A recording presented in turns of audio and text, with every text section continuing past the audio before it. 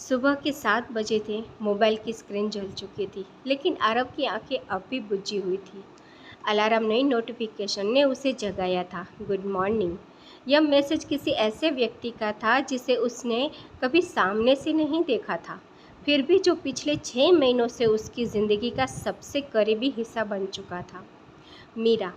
आरव एक multinational company में काम करता था।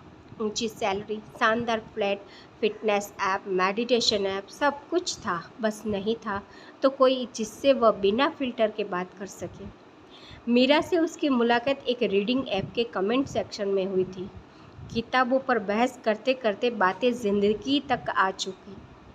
फिर चैट, फिर कॉल और फिर रोज़ की आदत। मीरा लिखती थी, आज फिर मेट्रो में लोगों की आंखें मोबाइल में थी, किसी के चेहरे पर कहानी नहीं थी। आरव हंसकर जवाब देता, कहानियाँ अब स्टेटस में होती है, चेहरों पर नहीं। वो दोनों कभी वीडियो कॉल नहीं करते थे। मीरा ने मना किया था, कुछ रिश्ते आवाज़ में ही अच्छे लगते हैं, उसने कहा था। एक दिन कंपनी में आरव की परफॉर्मेंस गिरने लगी। बॉस ने कहा, आरव तुम यहाँ हो लेकिन दिमाग कहीं और है। वह दिमाग मीरा था। उसी रात आरव ने पहली बार पूछा, मीरा क्या हम कभी मिलेंगे? काफ़ी देर तक कोई जवाब नहीं आया। फिर सिर्फ एक लाइन, अगर मिले तो शायद मैं तुम्हारी कल्पना से अलग निकलूं।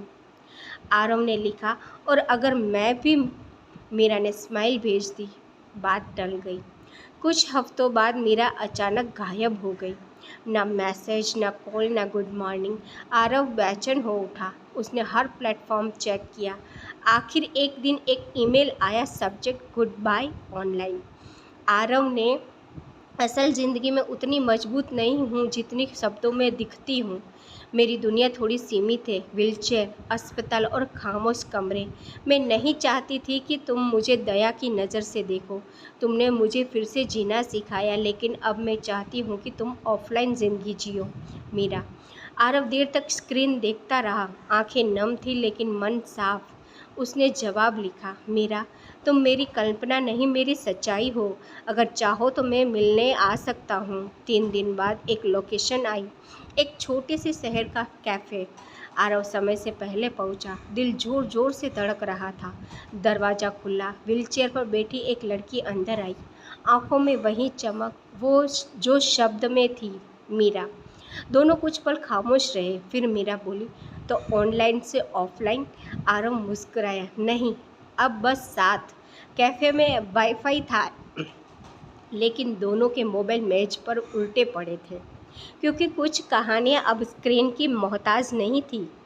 कहानी की सीख, सच्चे रिश्ते शक्ल, सूरत या हालात से नहीं, बल्कि भावनाओं और समझ से बनते हैं।